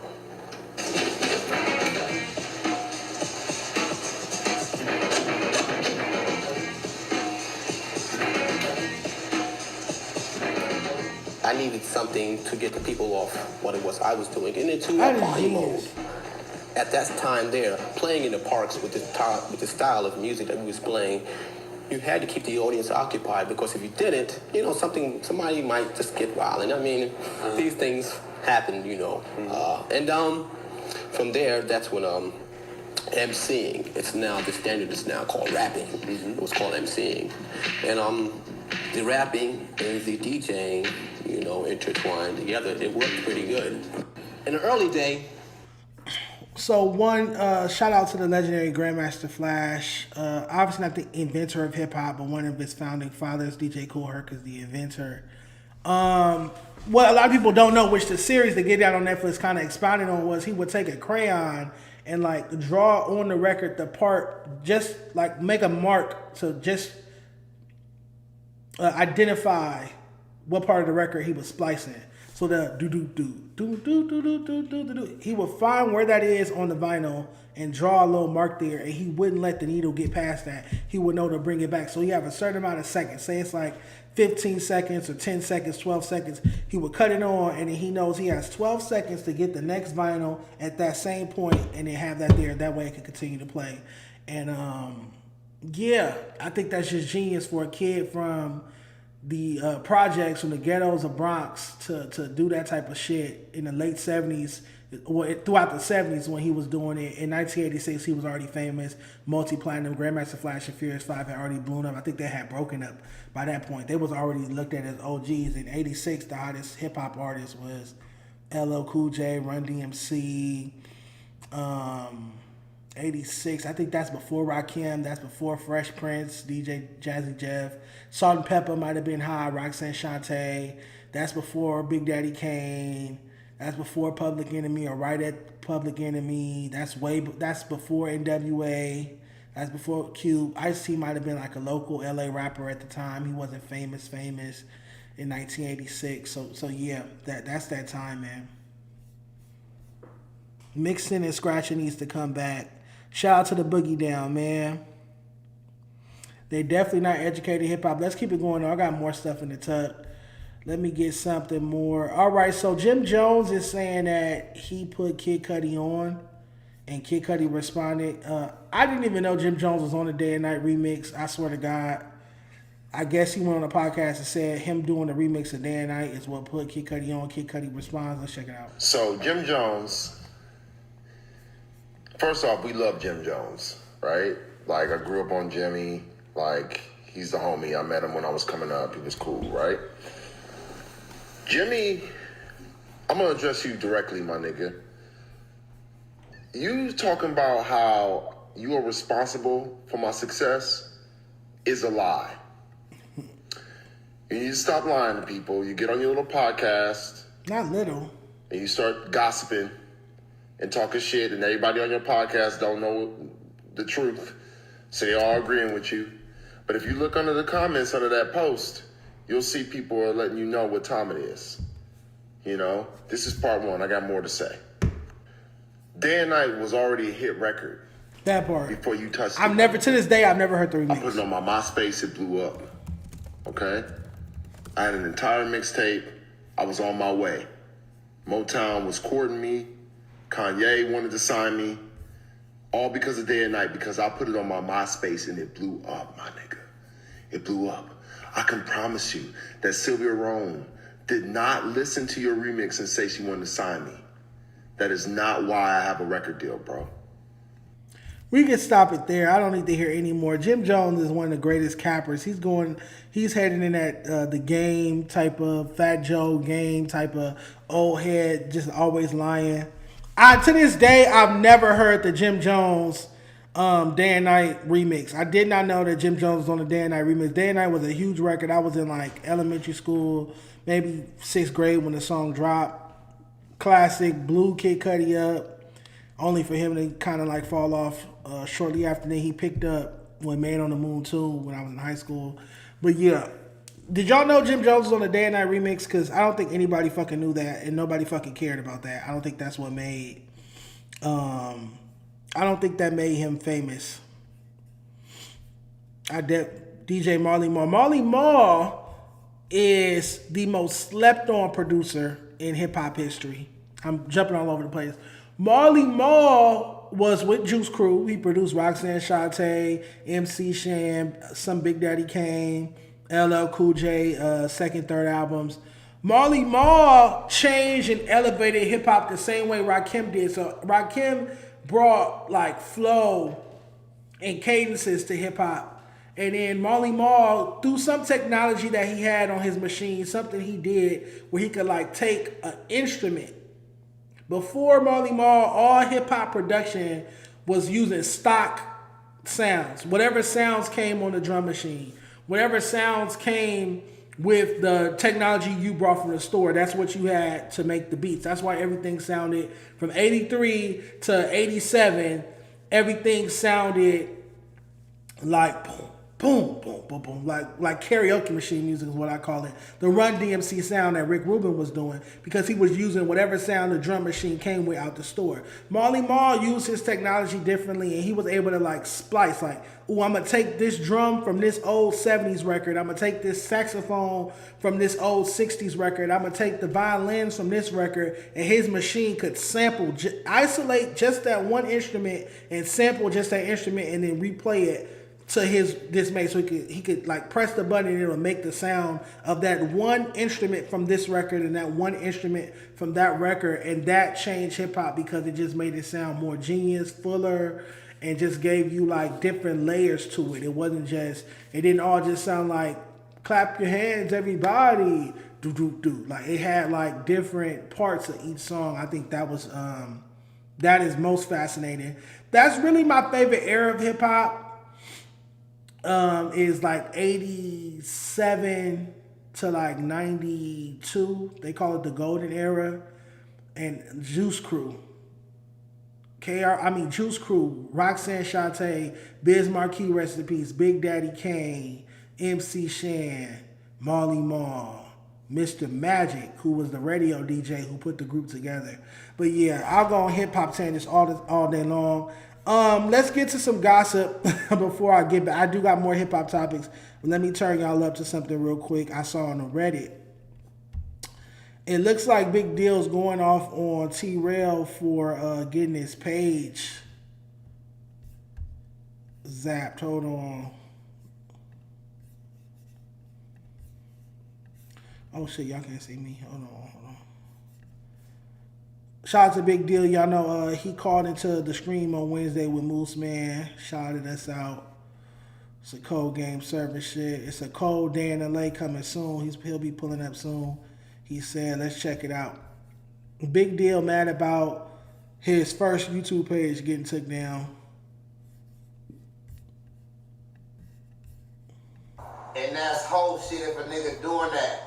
But a nigga actually did some whole shit. They did the work they sell. They did what they asked a nigga questions about. I'm talking about the boy Z-Real. The nigga strike my first YouTube channel ever. I got the receipts to prove it. That's whole shit. He the nigga that did some whole shit. And he questioning another nigga about some shit that he actually did. You feel me? You say they gonna let you know who did it. They let me know the owner of Back on Feed striked your channel. I'm like, damn. I thought a nigga wanted me to go get the chili. But it is what it is, you know. Start on from scratch, get back cracking, get straight to it. But that. Damn, that's crazy, man. It's a cold game, man. That's how family do you sometimes, man. Can't trust people out here. That's crazy. But I'm happy to see Big Deal. He got it set up right. He started a new YouTube page. He ain't let it stop him. It just slowed him down a little bit. He ain't let it stop him. I remember when him and his brother got into it on YouTube on Back on Fig, and he told his brother to go get the chili. Even if you got to sit in your car or prop your phone up and talk, go get the chili. So it's like when he go get the chili and try to, make content, why are you striking his page? That shit is weird. But like I said, T-Rail and Back on Fig and FMW got overly invested zap. They got Keyboard Warrior, Keyboard Clip zap. They got Don't Panic Clip and zap. That's just they get down. They get any page took down. They only want to see their circle win. They don't want to see nobody else make content. They want to be the only podcasters on the West Coast. So, that's just what it is.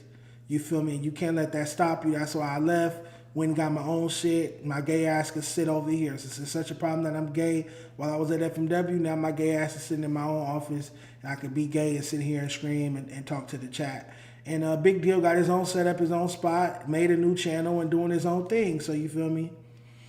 You never forget when family do you fucked up like that. Obviously, y'all know I be beefing with my family on social media too. So I ain't got room to talk, but I can speak from experience when I say that your own blood will hate to see you winning. Your own blood will hate to see you get millions of impressions and people fucking with your content. And people reposting you, and you getting mentioned on big platforms like Complex, you feel me, LA Times, The Source. Meanwhile, they only doing 14 monthly Spotify listeners and can't get 300 views to their YouTube, man. That's crazy, though. That's crazy. I'm Jumping Podcast. Dejon can no longer be a No Jumper fan after Adam's performance last night, man. What did y'all expect? Y'all knew damn well that Adam was gonna get beat up, but we didn't know he wasn't gonna throw no punches back. I think that's the crazy part. But hold on, don't worry about nothing. We got some more topics. I ain't gonna hold y'all too much longer, but I do got a couple more topics for y'all. The fuck is this? Oh, this conspiracy about gangster rap. Hold on. There's a conspiracy that a bunch of gangster rappers made at Clive Davis' house in the 90s to spread toxicity and negativity to black youth. That 1995 meeting in Beverly Hills in the home of Clyde Davis, who was responsible for the murder of Whitney Houston. I said it. His days are numbered. And there were rappers there from all over the country. They were invited to the home of Clyde Davis, along with members of the CIA, FBI, which they didn't understand why the government was there, including many directors and CEOs of the private prisons throughout the United States was at that meeting in the mansion of Clyde Davis. And they were telling these rappers, you need to create songs talking about killing police, calling black women bees and hoes. You need to get more nasty so we can fill our prisons that we're building. Okay. All right, y'all. What's y'all take on that? I've heard of these meetings. My first time hearing about it, I've heard different stories. I heard that the meeting happened in 1991. He's saying 1995 after Wu-Tang and Snoop Dogg and Ice and all them rappers was already rich and famous and multimillionaires. I'm hearing that the meeting took place in the 80s, late 80s, and I'm hearing about a letter from a private prison owner that was to Interscope Records telling them to keep pushing gangster rap in the early 90s. The times and dates keep getting mixed up every time I hear this story, but I've been hearing about this story since I was a kid, about there being a huge meeting back in the day where all the gangster rappers met with police and federal agents and the powers that be and told them keep promoting this type of stuff, turn it up. What's y'all take on that? Is this a conspiracy or do you think there's some truth? There's some truth to this. They had one in 1993 and 1994. That wasn't the only meeting. They do the same thing with opioid epidemic. It was several meetings, one for each artist, each wave of artists. Okay, but it's like, what is keeping these rappers from exposing the meeting? Like, so every rapper there is just agree with it and go along with it. You mean to tell me all these years, all these meetings, not one rapper was brave enough to be like, oh, I'm not doing that shit, and say, hey, y'all, they called me to a meeting and the CIA was there and the FBI was there and all these prison owners was there and they want us to do woo, woo, woo. You feel me? Like, it's that secret. How was it kept a secret? Well, obviously not that much of a secret that people know about it, but no rapper alleged to be at these meetings come forward and expose them.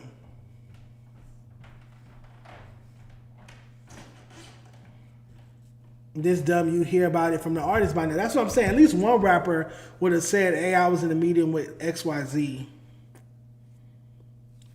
Yellow Beatty said he get paid twice to rap about the ratchet stuff. I would have to research that. I'm not saying it's not true. I just feel like somebody would have snitched by now. That's all I'm saying. Ice Cube said it already. Hitta J3 is funny guy. He be hating on Dejon for no reason. I don't be paying Hitta J3 no attention. I don't listen to his music. Ice Cube said it. Okay, I gotta look that up. I don't have a clip of Ice Cube saying that he got invited to a meeting and the CIA was there, and they told him. Is this during Cube's radical era in the early '90s when he was going against Jerry Heller and speaking out against Jews? Was that during that era? All right, hold on. We got a couple more topics, and I'm gonna let y'all get out of here. This is a good one. It's called artist awareness. Remember? This guy, his name is Demiza. He used to be the program director at Power 106. He also was a radio host at Power 106. And now I follow him on Instagram. He drops all this industry type content. Let's check him out. He's talking about DSPs, artist development and awareness. DSPs won't get you there alone. Streams don't make household names. Awareness does. Let's check it out. Remember when I said only half the world has internet? And if you really want to incubate an artist, you have to reach into the nooks and crannies of the culture where the population actually lives. Well, Luminate just put numbers behind that data, and they call it artist awareness. Awareness is the percentage of the U.S. population, 13 plus, that recognizes an artist by name and image. And here's the line in the sand.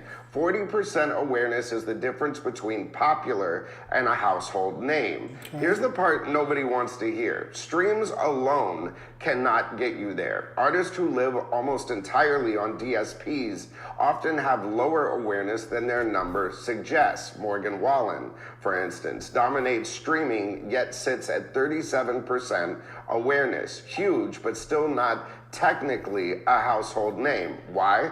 Because awareness grows when an artist crosses platforms or generations. Playboi Carti has a 43% awareness with Gen Z, but only 17% overall. Older demos don't know him. Lorde has the same Gen Z awareness, but connects with millennials and Gen X too, pushing her to 40% total awareness. Radio still matters. So does TV, film, and mass media. Sabrina Carpenter, awareness rose with radio, not just streams. Jelly Roll doubled from 27 to 63% after TV roles. American Idol, WWE, and scripted series. And Bad Bunny didn't cross 40% until well after his viral chart-topping moments. The bottom line here is awareness is earned through repetition, time, and presence, not pressure. Streams light the spark. Culture, radio, and media turn it into a household name. All right, I agree with a lot of what he said. Streams spark the start, but culture, radio, media, the culture turn it into a household name. I agree with that. I do not think that 60-something% of Americans know who Jelly Roll is. I just don't agree with that. Radio is still important. Radio plays. You do want your song played on the radio, or a song, not every song you put out, but every album you should want one song to at least work for radio. Yeah, just because you stream well doesn't mean you have awareness, but some people don't necessarily care about awareness.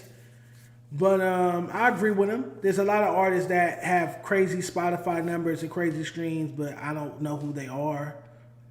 It makes you want to get to know who they are once you hear about how many streams they have. You be like, well, shit, let me go check it out. Why is everybody listening to it? But that doesn't mean I'm going to like it and really care about them, even if I do know who they are. What's y'all take on awareness? Artist development and awareness. Cardi sucks. That's why Cardi got popping because of ASAP Mob, who had a cult-like loyal following. Being pushed by the big machine will only get you so far. Radio is forever.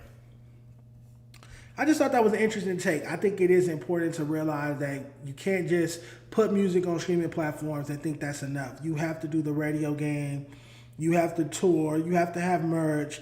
You have to get talked about in the media. You have to be relevant to the culture and be given something that shifts culture. You want that whole package. I guarantee you most people know who Jelly Roll is compared to someone, let's say Gunna or Lil Baby. You're saying more people know who Jelly Roll is than Gunna or Lil Baby? I don't know, but maybe that could be some middle America shit. Maybe more people in Iowa, Des Moines or something like that know who Jelly Roll is over Gunna or Lil Baby. Nowhere in the South, nowhere in on the West Coast, nowhere in New York are you telling me more people know who Jelly Roll is.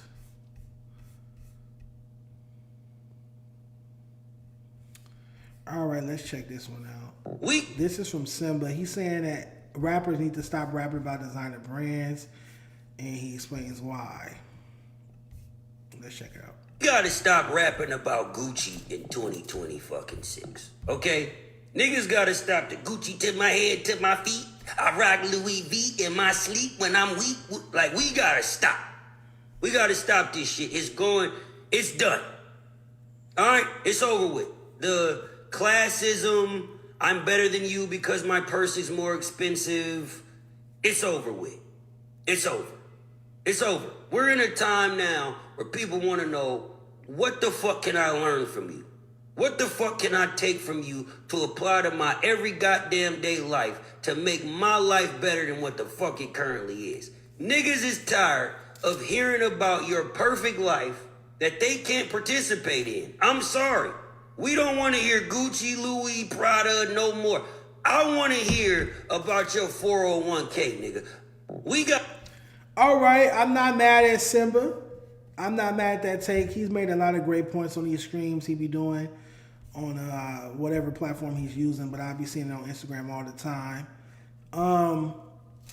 I mean, Adam walked out to Gucci Gang, Gucci Gang, Gucci Gang, Gucci Gang, Gucci Gang, Gucci Gang, Gucci Gang. Last night, we saw him get whooped after that song, so maybe that's a sign. But yeah, the superficial rap, just rapping about having a lot of money and wearing designer clothes, is going to take more than that. I feel like there is a way. The only time I like when rappers rap about designer brands is when they're passionate about it. You get what I'm saying? Like, if fashion is really your interest and your passion, and that's what you live for, and you're just great at it, and that is what like your life is about, then I like you rapping about fashion because you're rapping about it in a passionate way. But if you just rapping about fashion to shit on other niggas and make it seem like you better and that you gonna get all the hoes, and it's superficial, then I can agree with Simba. Y'all could stop doing that. Y'all could miss us with that. Lil Pump look crazy. No one wants to learn from music. I disagree. Whether it's intentional or not, whether you want to sit there and learn something or you just want to walk away. When I listen to an artist, when I listen to a song, I definitely want to walk away with something for the most part. Not every record I hear, but yeah, if I hear a record, I want to walk away with something. I want it to help me become a better person. I want to be able to use your song to motivate me to be a better person, or motivate me to look within and find something about myself that I can improve on or that I like. Yeah, like if it's like the Davey song, 12 Months with Nipsey, I play that song every day because it puts me in work mode. It's like, oh, what a difference 12 months make. I know that in 12 months, in 1 year, my life should be better than it is now. And I use that record as a soundtrack to that. And then all the hardships that Davies is rapping about on the verses in between the Nipsey hook. You feel me? It's like, okay, if he can go through this and survive, I know I can go through the bullshit I go through and survive. So, yeah, I don't agree with you there, Donnie. I do think that people want to learn from music. You want to gain something. I think learn is off-putting in this day and age, but you want to gain something from a record. You don't just want to hear a record, bob your head and be like, oh, that rhymes, this beat is hard, cool. Like, no, I want to gain something. Even if it's a love record, you want to know that you're going to treat your lady better, or treat your dude better, or get you required to be treated better. You're not going to let nobody cheat on you no more. Whatever you gain from the love record, you get what I'm saying? Like, that's learning. I feel like. What's your favorite designer brand song? That is a good one. That is a good question. I feel like I like when rappers, like when Rick Ross and rappers rap about the designer, but it's not like the whole song is based on designer clothes. So it would be like designer bars. Like when Kim said, y'all rock Versace, y'all went out and bought it. I rock Versace and y'all know I ain't paid for it. Or when Foxy said, dark skin, Christian Dior, poster girl, Moroccan Tim's bitch with the Gucci loafer girl. Like, you feel me? That type of flexing. You could tell she's passionate about it. Like, that's a part of her aesthetic. That's a part of her whole get down. That's a part of her persona. That's a part of her character. It's in her heart to have those things. Those things make her feel better about herself. Nelly Air Force Ones is funny. That's because Rick Ross makes luxury music. I agree. I don't think everyone can do that. I think that's a lane. Only, that's a lane. Like I said, I like when rappers are passionate about the designer clothes. Not when rappers just rock the designer and talk about designer in their songs to flex. Like, no. I want you, like, if that's your whole thing, then cool, I fuck with it. If you're a fashion rapper, like an A$AP Rocky or a Lil' Kim or a Foxy Brown, then cool. Or a Kanye. However, I stay Coogee down to the socks, rings and watch filled with rocks, and my jam knock. Like, that's true. All Fendi hoes know it's Moschino. Every cutie with a Coogee wore, every cutie with a booty wore a Coogee. Like, yeah, like Biggie was a fashion rapper too. Like, yeah, I like that. I like those bars. It's not like that's the hook of the song, but you slip those type of things in there. I like that a lot. All right. Hold on, I got a couple more, then we're gonna get out of here. Hip hop and. All right, we're gonna do two more of these, and then I'm gonna close out fucking with the chat because I want some lunch.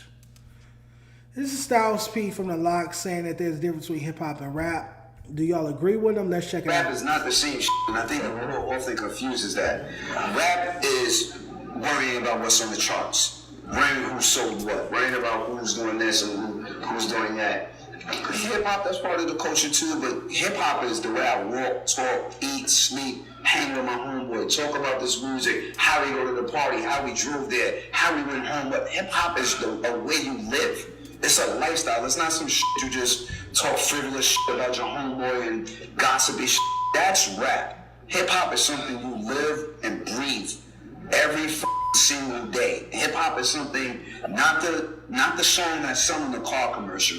Because now it's like, if it don't chart, it's not hip hop. Nah, hip hop didn't give a fuck about the charts when it started. Actually, you was considered a crossover if you was on. That's what it literally was. You're a crossover if you was worried about being on the charts. So we're labeling things wrong now because corporate America and the dollar's involved. Hip hop is something culturally that will never be changed. Hip hop is all of this going on, but Drake and J. Cole's and Kendrick and that beef now grabbing the attention. You know why? Because it's bars. Now it's about what we had. It ain't just about melodies and sippity noises. And, you know what I mean? Hip hop. All right, I can agree with him at certain points. I disagree at other points. I'm not even disagree, just want to add a little bit more context.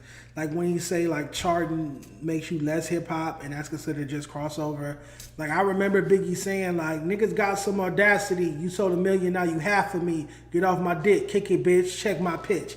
Like that nigga was bragging about selling records in the 90s. Niggas was bragging about selling records in the 90s. Were they crossover acts? Yes. So again, I don't disagree with them, but I want to add context. Some of the goats of hip hop bragged about selling records. Like it was never, I don't know which artist was, except for like maybe some Mos Def type shit, hipster shit. Like what rappers was ashamed to sell records?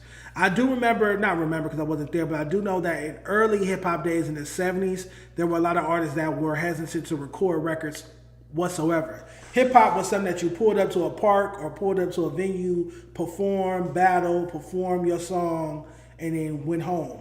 That's what hip hop was. It wasn't something that they felt you should go to a studio, sign to a label, have a band play the records, and you rap over it. That was frowned upon in the 70s. Like the real MCs looked at Sugar Hill Gang like they were sellouts for making records. The only records that was out before them was like mixtapes, meaning somebody went to the park, went to the hip hop show or battle and recorded it on their boombox or karaoke machine or whatever it is and dubbed the tape. So now everybody has a tape, but you hear the people in the back screaming, you hear the audience, XYZ. It's not a record, it's a mixtape. Outside of that, yeah, I feel like hip hop is like, I try to live a hip hop lifestyle. Hip hop is, I live hip hop. I don't just like listen to hip hop music or rap music. I live it. It's my attitude. It's that you can't keep me out the door type of attitude, that go get it, been through a bunch of shit, but not gonna let it stop me. You know, just get rich or die trying. That attitude is hip hop. My attitude is hip hop. I'm always walking the door with the fitted cap on and some sneakers, and you know, even if I'm in a shirt and a tie, I got the fitted cap and some sneakers on. You get what I'm saying? Hip hop, like that's just my attitude, the fashion of it, the fonts and the graffiti art, which leads to fonts today, and streetwear, and just, you know, the spirit, that attitude, the entrepreneurship that comes with hip hop.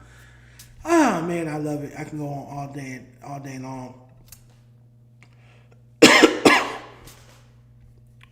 Rap is a genre, that's true. Hip hop is a lifestyle. Shout out to Donnie, I agree. I fuck with it. All right, let's close out with a good one. Hold on. Let's close out with a good one.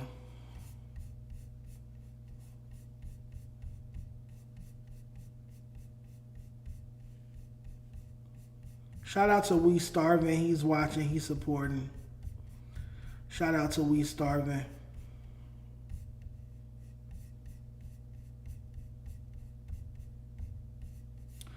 All right, let's close out with this one. This is some West Coast shit. We got to close out with some West Coast shit. Let's listen to this throwback of Eazy-E and Dash. Oh, no, Eazy-E and... Oh, no. First off, let me toot my own horn. Do y'all remember when Bricc Baby, free Bricc Baby, when Bricc Baby said, I brought hip-hop back to no jumper? That's what we can close with. And I'll save the rest for Monday with Kenny because I need some of these hip-hop topics. So, This was like literally my second to last day. This was Friday. Monday was my last day at No Jumper. Everybody gathered in the room. Shout out that's not Hellcat. Shout out to Almighty Suspect, Zan Princess, YBG, Free Bricc Baby. This is what he had to say about me bringing hip hop back to No Jumper. Let's check it out. Kept Dejon out of the debate, and I put Dejon in the poll. I'm like, you cannot even have this conversation without Dejon in it because he brought hip hop back to No Jumper for real. Salute, bro. Yeah, you get what I'm saying? Like, but they kept Dejon out of the debate, and I put Dejon in the poll. I'm like, you cannot even have this conversation without Dejon in it because he brought hip hop back to No Jumper for real. Man, I remember that day. It meant a lot to me. March 22nd, 2024. It meant a lot to me. A lot of times, you know, I feel like I don't get my props. I don't get my flowers because whether it's my lifestyle or, I don't know, because I'm opinionated and I rub people the wrong way. I don't know. But a lot of times I don't really get my props. So for Bricc to sit there and give me my props, this is before Lush came back. Obviously, Lush is doing his thing with the hip-hop conversation on No Jumper, but this is before Lush came back to that platform. And, you know, everybody was sitting around talking about gang content, prison politics, what gangs beefing with what gang, what's going on. And there I was every week with a report card for a different city or a different area. Female rap report card, Detroit report card, NorCal report card, Atlanta report card. I was dropping a report card every week when I was at No Jumper. I was having like LA rap verses. I was just doing like real hip hop conversations. Same thing I was doing at FMW when I was at Fair to Say. Every week I'm coming in with some hip hop conversations that's not on the topic sheet. I'm bringing once I let y'all get all y'all topics, we got an extra second. Can you go to my Instagram? I got some hip hop topics to talk about. And now I'm just doing that in my own space, a safe space. You feel me? We'll leave it at that. This is a safe space. There's no guns. It's a safe space. There's no nobody banging on the door. There's none of that type of stuff. So just to be able to pull up as often as I want and talk about hip hop in my own space and have a chat like y'all, fuck with me and support is greatly appreciated. Free Bricc Baby. But yeah, I definitely salute myself because I did intend to and did bring hip hop back to No Jumper. Like I said, now they got Lush back because Lush wasn't there at the time I was. But Lush is back and he has an extensive hip hop knowledge. And I tune in and watch No Jumper all the time just to hear Lush talk about hip hop as well. So, everything works out for the good. Other than that, I'm going to save my other hip hop topics. Kenny Malice from No Jumper and Lush's World will be here on Monday. Then Tam and I will be here Wednesday. I'll figure out what we're going to do Friday. But it's going to be a dope week next week. Yeah, we got to do Grammy predictions. It's going to be a dope week. The report card is on its way. It's almost finished. Or LA Rap Report Card 2026. LA Rap Report Card will be dropping soon. Shout out to Stoner Committee. All right, I got a minute or so left. Any questions in the chat? Anything y'all want me to talk about on Monday with Kenny? Anything you want us to work on? Anything you want us to work on? Any issues you have with the platform? Any drama you want me to address? What's good, chat? Before I get out of here, Lush was at the pop-up platform. What is that? What is the pop-up platform?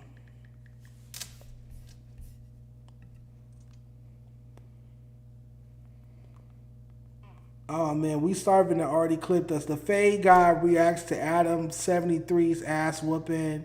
The Fade God has revoked Adam23's ability to talk shit. Love you 27. All right, gang. If Kenny can pull up, can I? All the rappers in my city fuck with me. 12K subs, videos with 100K views. Judge season, I got to check out your page, and you got to become a mod first before you pull up. I met Kenny working at No Jumper. Kenny used to be at the store. I think he's like a camera guy or something like that. And he be on Lush's podcast. He was on Lush World. He screams with Lush. Lush's boy. Y'all know Kenny. Any other questions or concerns before we get out of here, man?